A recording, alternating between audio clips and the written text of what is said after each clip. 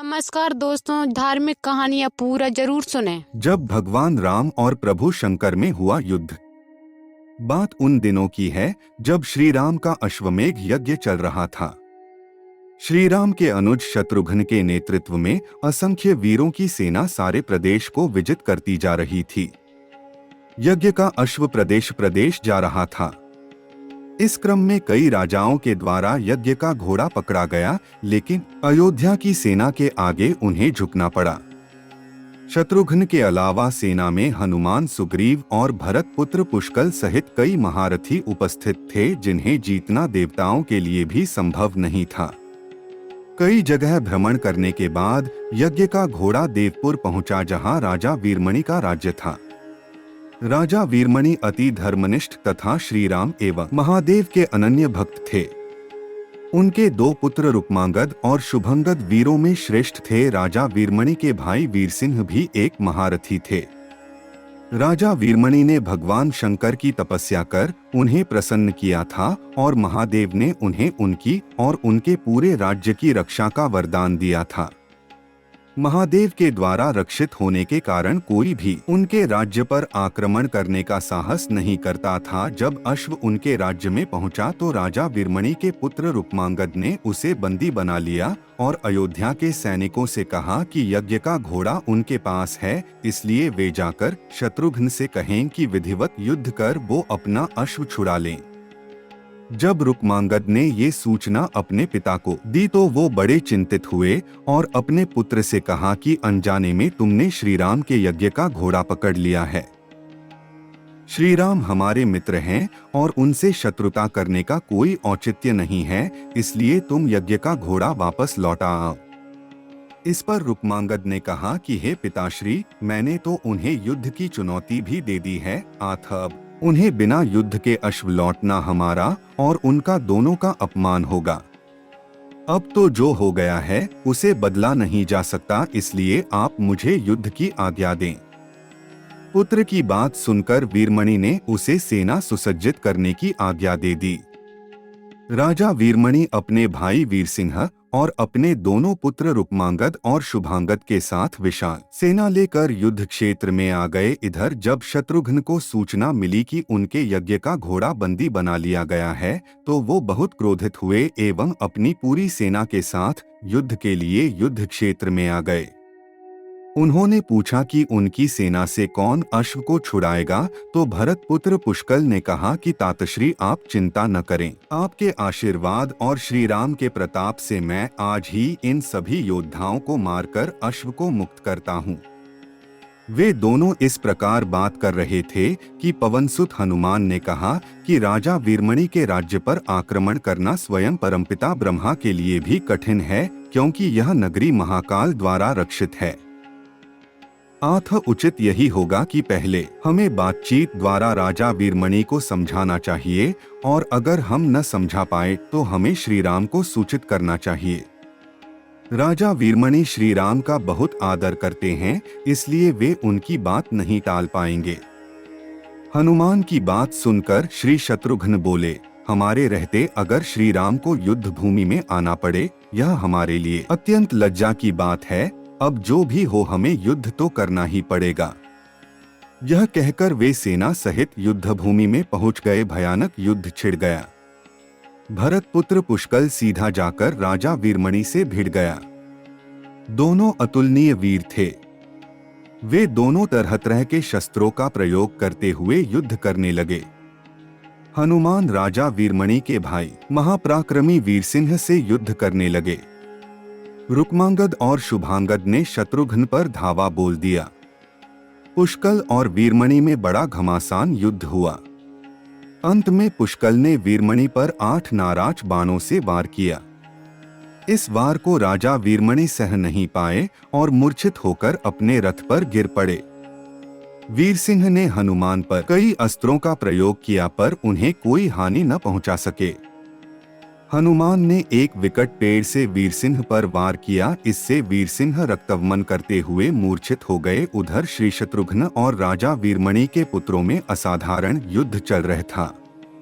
अंत में कोई चारा न देखकर शत्रुघ्न ने दोनों भाइयों को नागपाश में बांध लिया। अपनी विजय देखकर शत्रुघ्न की सेना के सभी वीर सिंहनाद करने लगे। उधर राजा वीरमणि की मूर्छा दूर हुई तो उन्होंने देखा कि उनकी सेना हार के कगार पर है। यह देखकर उन्होंने भगवान रुद्र महादेव शंकर का स्मरण किया। महादेव ने अपने भक्त को मुसीबत में जानकर वीरभद्र के नेतृत्व में नंदी, भृंगी सहित सारे गणों को युद्ध क्षेत्र में भेज दिया।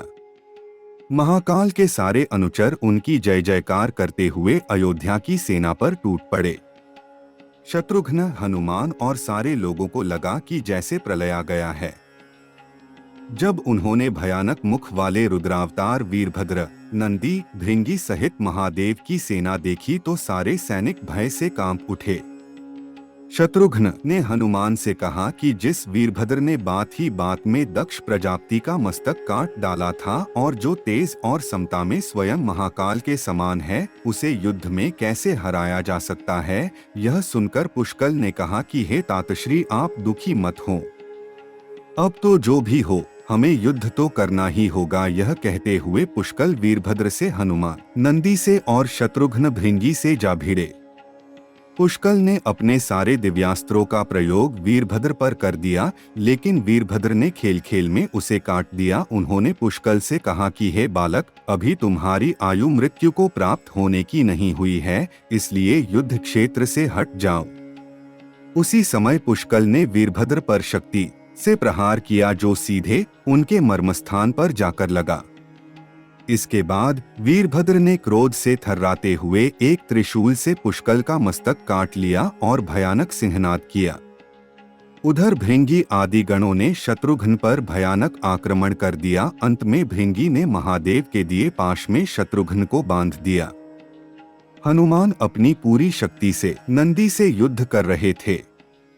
उन दोनों ने ऐसा युद्ध किया जैसा पहले किसी ने नहीं किया था। दोनों श्री राम के भक्त थे और महादेव के तेज से उत्पन्न हुए थे।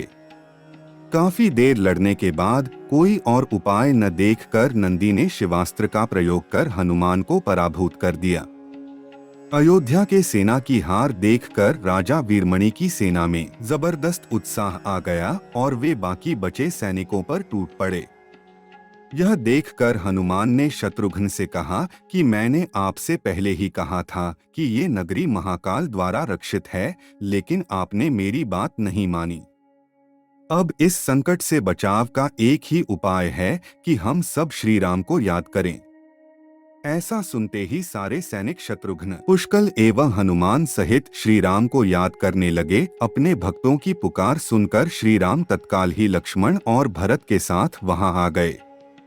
अपने प्रभु को आया देख सभी हर्षित हो गए एवं सबको ये विश्वास हो गया कि अब हमारी विजय निश्चित है। श्री राम के आने पर जैसे पूरी सेना में प्राण का संचार हो गया। श्री राम ने सबसे पहले शत्रुघ्न को मुक्त कराया और उधर लक्ष्मण ने हनुमान को मुक्त करा दिया।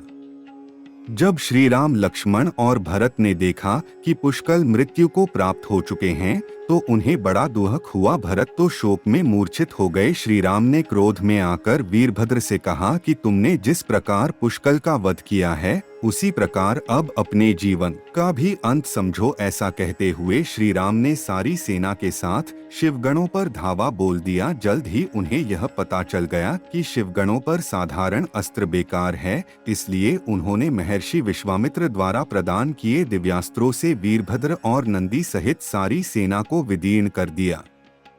श्री राम के प्रताप से पार न पाते हुए सारे गणों ने एक स्वर में महादेव का आह्वान करना शुरू कर दिया। जब महादेव ने देखा कि उनकी सेना बड़े कष्ट में है तो वे स्वयं युद्ध क्षेत्र में प्रकट हुए। इस अद्भुत दृश्य को देखने के लिए परमपिता ब्रह्मा सहित सारे देवता आकाश में स्थित हो गए। जब महाकाल ने युद्ध क्षेत्र में प्रवेश किया तो उनके तेज से श्री राम की सारी सेना मूर्छित हो गई। जब श्री राम ने देखा कि स्वयं महादेव रणक्षेत्र में आए हैं तो उन्होंने शस्त्र का त्याग कर भगवान रुद्र को दंडवत प्रणाम किया एवं उनकी स्तुति की।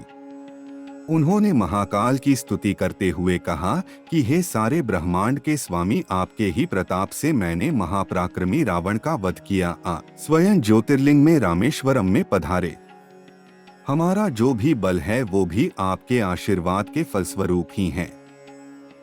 यह जो अश्वमेघ यज्ञ मैंने किया है वह भी आपकी ही इच्छा से ही हो रहा है, इसलिए हम पर कृपा करें और इस युद्ध का अंत करें। यह सुनकर भगवान रुद्र बोले कि हे राम, आप स्वयं विष्णु के रूप हैं, मेरी आपसे युद्ध करने की कोई इच्छा नहीं है। फिर भी चूंकि मैंने अपने भक्त वीरमणि को उसकी रक्षा का वरदान दिया है, इसलिए मैं इस युद्ध से पीछे नहीं हट सकता। आत्म संकोच छोड़कर आप युद्ध करें। श्री राम ने इसे महाकाल की आज्ञा मानकर युद्ध करना शुरू किया।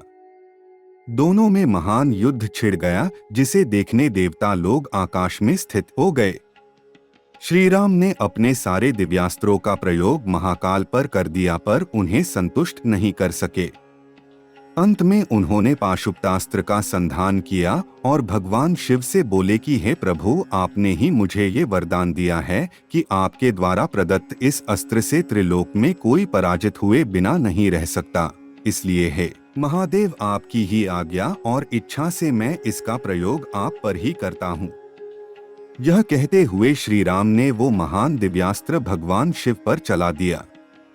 वह अस्त्र सीधा महादेव के हृदय स्थल में समा गया और भगवान रुद्र इससे संतुष्ट हो गए। उन्होंने प्रसन्नता पूर्वक श्री राम से कहा कि आपने युद्ध में मुझे संतुष्ट किया है, इसलिए जो इच्छा हो वर मांग लें।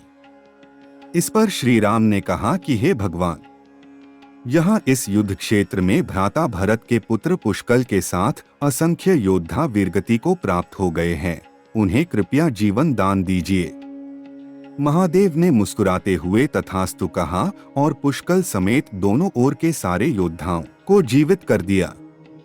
इसके बाद उनकी आज्ञा से राजा वीरमणि ने यज्ञ का घोड़ा श्री राम को लौटा दिया और अपना राज्य रुक्मांगद को सौंपकर वे भी शत्रुघ्न के साथ आगे चल दिए। दोस्तों, ऐसे धार्मिक कहानियाँ जानने के लिए हमारे YouTube चैनल को लाइक और सब्सक्राइब करना ना भूलें।